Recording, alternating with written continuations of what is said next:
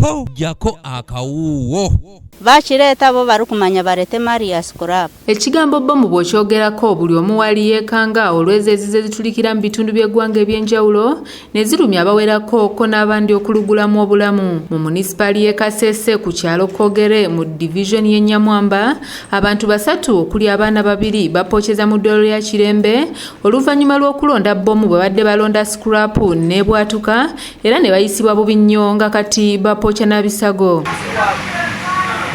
Abatuuze bagamba nti abaana bano bomu bagironze mu ttendekero ly'eggye lya UPDF erisangibwa ku kyalo ekyo era nga bano banenyezza nnyo abasirikale ba UPDF olw'obutafayo ku bantu ababaliraanye.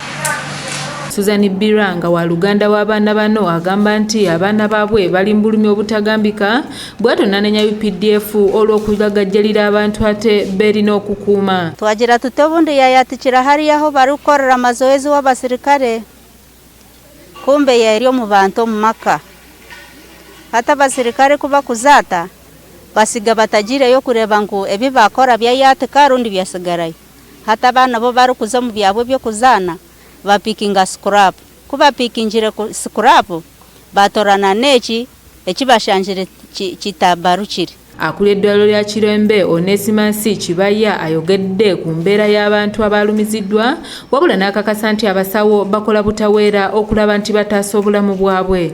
Almost in the night they found at least when the qualified doctors were already in the theater, they were still in the theater, but when they were worked on, at least one woman was in a shock and had no bruise, had nothing, and her condition is also good.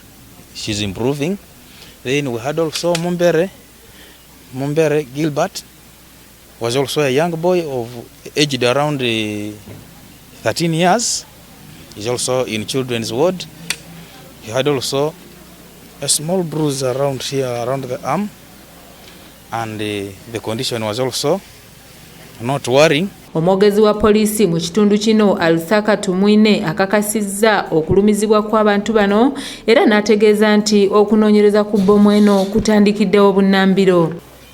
Olwe twafunye ekyefaanaganyiza ko bomu ekyabwatuse mu kitundu ky'Ekogere Nyamwamba division mu Kasese district abaana 2 ne balumirizibwa ate tetuyinza kugamba nti eno yabadde bomu je tukozesa mu training kiyinza kuba ekintu kyonna okujjako nga abakugu mu bya bomu nga batutegeeza kiki kyabadde. Robert Kule yakusakidde eggulire lino ku lwa ABS television. His condition for him is still just in a critical condition, but the orthopedic surgeon Dr. Wefula Edward has just given me a report that he will manage.